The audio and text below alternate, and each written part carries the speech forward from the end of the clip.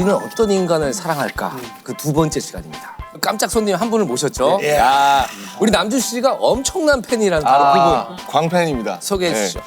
정석영 작가님께서 와주셨습니다. 네, 반갑습니다.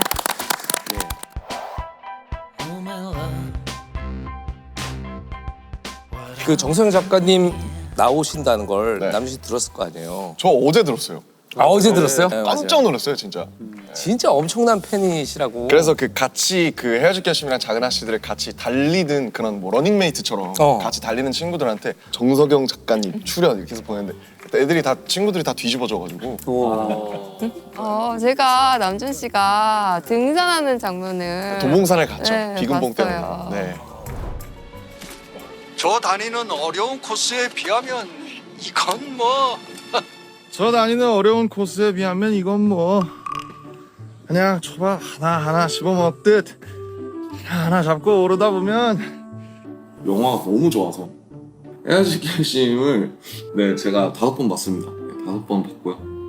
6번인가 5번인가 정확하게 안 세봤는데 대충 네, 그러니까 정서영 작가님 작품 속의 멜로를 보면 우리가 익히 알던 관습적으로 그런 멜로는 아니죠. 그런 거 네, 아니에요. 그런 멜로는 아니었던 것 같아요. 근데 그럼 기본적으로 어떤 멜로에 대해서 약간 나는 멜로는 좀 싫은데 혹은 나랑 안 맞는데라고 생각하시는 그런 기본적인 어떤 이유는 뭔가요?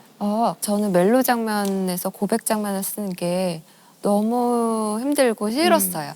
고백 장면처럼 쓸모없는 장면이 있을까? 그런 생각을 해요. 일단 고백을 한다는 건 둘 중에 하나겠죠. 상대방이 자기 마음 알던지 모르던지. 알면 쓸 필요 없잖아요. 근데 그렇죠. 모르면 이건 문제가 있는 거예요. 사랑할 경우에는 이제 약간 블루투스처럼 막 이렇게 해서 막 동기화가 된단 말이에요. 상대방의 감정이. 그렇죠, 자연스럽게. 그러면 사랑한다는 것을 알 수밖에 없어요. 그러니까 또 고백할 필요가 없죠. 이게 왜냐면 이 자꾸 사람이 빨려 들어가는데. 제가 쓴 시나리오를 보면 사실 단어들이 전부 형태를 갖거나 운동을 갖는 동사 또 형태를 묘사하는 형용사 이렇게 돼 있어요. 제가 스크린에서 보고 들을 수 없는 것들은 사실 안 쓰거든요. 사랑해라는 말에는 되게 모호하기 실체가 그렇죠, 또 실체가 없죠. 무엇으로 번역이 돼야 되는지 헷갈릴 때가 되게 많죠. 어떤 말들이 사랑해라고 읽히면 좋죠. 하지만 사랑해라는 말을 쓰면 그게 거기서 너무 끝나는 느낌이 들어요. 약간 이렇게 QED로 이렇게 마침표가 찍히는 그런 느낌인가 봐요. 그래서 사랑한다는 말이 등장하지 않는 사랑 이야기로 해보자. 멜로 영화. 그래서 어떻게 하면 사랑한다는 말을 하지 않고 사랑한다고 할 수 있을까? 그래서 이 이야기 안에서 그냥 행동과 동작을 보여주는 그런 말을 사랑한다는 말로 들리게 할 수 있을까? 확신 없이 쓰기 시작한 거였어요. 근데 너무 좋았어요. 사실 그게 정말 영화에서 가장 인상적인 맞아요. 부분 중에 하나. 영화는 제가 생각할 때는 관객과 언어를 만드는 과정이라고 생각해요. 거기서 생겨난 언어들을 관객들이 받아들이고 그리고 서로가 이제 돌려주면서 다른 이해로 그리고 이제 마지막에 가면 관객과 저 사이에 하나의 사전이 생겨서 우리는 이걸 이런 뜻으로 하기로 하고 그게 뭉쳐서 의미가 된다고 생각하는데요. 헤어질 결심은 어떻게 보면 어떤 말을 사랑한다는 말로 보여주는 긴 과정이었다고 할 수 있죠. 완전 붕괴됐어요. 근데 그 사랑한다는 말이 그러니까 소설에서는 그 말을 내뱉는다는 것이 되게 좀 뭐라 그럴까 모양이 떨어지는 상황이 많이 생길 것 같은데 전문용어로 모냥 빠진다 네. 그러죠. 근데 실제 우리의 삶에서는 그 말이 필요한 경우가 많을 것 같아요. 네, 오히려. 사랑해가 미안해가 될 때도 있고 사랑해가 나 저거 사줘가 될 때도 있고 많은 생각들이 있죠. 맞아. 왜냐하면 서로 간에 안다고 하지만 그럼에도 불구하고 확인하고 싶어하는 그 욕망이 있어서 그 말을 내뱉는 자체는 중요하다고 생각하는데 저는 어떻게 보면 사랑이란 말이 개념 전달이 아니고 아름다운 풍광을 봤을 때 감탄사가 나오듯이 그런 때는 단어도 사랑이라는 말밖에 표현할 길이 없다면 그땐 쓸 수 있는 거 아닌가요? 네. 그러면은 교수님은 사랑을 이제 말로 표현해야 한다, 아니어도 된다, 어떤 쪽이세요? 그런 자연스러운 상태가 있을 것 같아요. 어떻게 표현해서 그 말밖에는 내가 표현할 길이 없는 상태. 자주 하시는 편인가요? 사랑한다는 말씀. 그렇게 남발하진 않고 우리는 이제 나이를 한 30년 사니까요. 네, 네. 고백을 하기 전의 상태는 굉장히 긴장 상태 있잖아요. 대부분의 경우 먼저 사랑한다고 말하는 사람이 지는 게임이잖아요. 그렇기 때문에 굉장히 긴장 상태에 있다가 그 중에 누군가가 지기로 결심한 거죠. 그렇죠. 내가 지겠다 이 게임에서 사랑한다고 말하면 취약해지거든요. 저는 그래서 그게 꼭 사람들에게 사랑에 대해서 얘기한다기보다 인간이 자기의 취약성을 드러내는 순간 사랑에 관한 얘기로 생각하고 있어요. 그러면 평소에 그 아내분께 뭐 사랑한다 뭐 이런 얘기를 자주 하시는? 그 비슷한 의미를 가진 것을 다양하게 말하죠. 예를 들면? 예를 들 수가 없어요. 예. 왜냐하면 이거는 범용의 언어가 아니거든요. 그래서 그 제가 싫어하는 사랑의 고백은 이런 거예요. 뭐 야구 전광판 같은 데.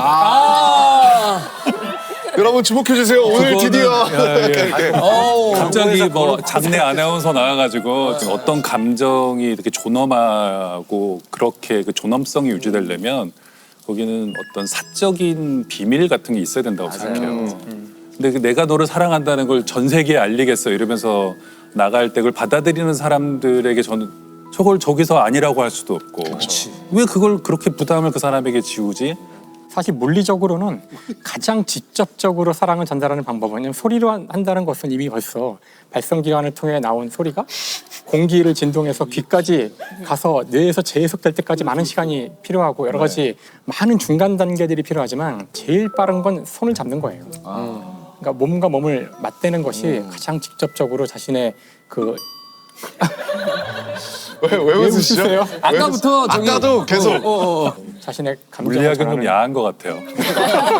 저는 간혹 이 비주얼 시각적 효과보다 청각적인 효과가 더 강하게 느낄 때가 많아요.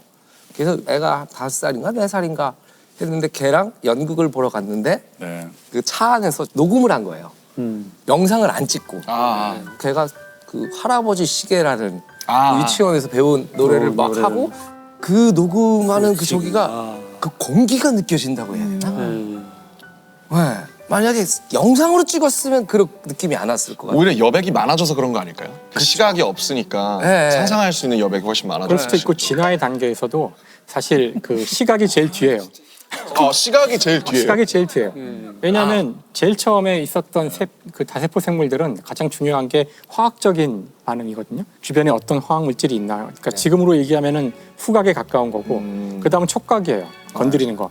촉각에서 발전해 온 게 청각이거든요. 청각이 결국은 진동을 감지하는 거라. 그 다음 최후에 생긴 게 눈인데 눈으로 들어오는 데이터는 사실 저 위쪽에 있는 뇌에서 굉장히 이성적인 분석을 해요. 하지만 저 안쪽에 있는 이 청각을 감지하는 곳은 그건 양서류도 있고 뭐 파충류도 있고 거기가 가장 직접적으로 감정을 자극해요. 그래서 음악을 들을 때는 우리가 한 30초만 들어도 때로는 눈물이 흘러질 수가 있거든요. 그렇죠. 대개의 경우는 이 청각이 훨씬 더 감정을 건드리는구나. 시각은 오히려 굉장히 과학적인, 굉장히 이성적인 거죠. 그러니까 그럴 수 있어요. 그런 면에서 야구장 전광판은 최악의 고백이 많아요. 그러네요. 앞에 씌워가지고 하는 게. 그래서 옛날부터 바람둥이들은 그거를 그냥 본능적으로 알고 있었대요. 목소리로. 속삭였다잖아. 그렇죠. 귀에다가 카사노바. 별것도 아닌 얘기를. 맞아요. 우리 빨리 진행하죠. 우리 빨리 진행하자. 혹시나 작가님이 그런 의도로 쓴 게 아닌데 관객들이나 평론가 분들이 잘못. 해석을 했는데 다르게. 괜찮아. 그런 가끔 있을 수 있잖아요. 그런 근데 거는 없었어요? 헤어질 결심 굉장히 많아요. 저는 모든 시나리오를 쓸 때 많이 생각하지 않거든요. 예를 들어서 대표적인 게 그거였죠. 혜준이 설애를 관찰했어요. 네. 그래서 이제 관찰하면서 이제 자기 워치에 관찰한 내용을 써놨죠. 저녁은 아이스크림 말하고 이제 넘어간 장면이 있어요. 사람들이 거기에 대해서 절묘한 저녁이었어. 왜냐하면 이 사람은 차가운 죽은 음식을 우유라는 것은 이제 어미소에서 나온 차갑고 죽은 음식인데 이 혜주는 사람이 따뜻한 음식을 먹지 않는 걸 견디지 못한 사람인 게 사랑하는 사람한테 따뜻한 음식을 먹어야 되는 사람. 근데 차가운 죽은 음식을 보는 설애를 보고 그때 마음이 안쓰러웠을 것이다. 라고들 많이 해석하셨는데 저는 사실 아이스크림을 좋아해요. 제가 너무 힘이 없어서 요리를 해먹을 힘이 없고 할 때 간편하게 아이스크림. 아이스크림 최고죠. 네. 근데 약간 그런 게 있어요. 그러니까 사실은 전반적으로 좋은 작품은 뭔가 미스가 나거나 뭔가 논리적으로 허점이 생기는 부분에서도 이 관객들이 평론가들이 이유가 있을 거야. 다 의미심장해. 저는 근데 이렇게 관객들이 찾아낼 때마다 사실 놀라거든요. 저희는 디테일에 굉장히 신경 써요. 여기서는 어떤 것이었는데 그 다음에 어떤 의미로 변화할 것인지를 생각하기 때문에 그걸 관객들이 다 찾아낼 뿐만 아니라 이제 여기에도 의미가 있었으니까 다른 것에도 의미가 있을 네네네. 거라고 틀림없다고 생각하면서 아. 우연히 만들어내서 아름답게 어떻게 보면 의미를 만들어낼 것 같은 그 그림자에서도 의미를 찾는다고요. 네.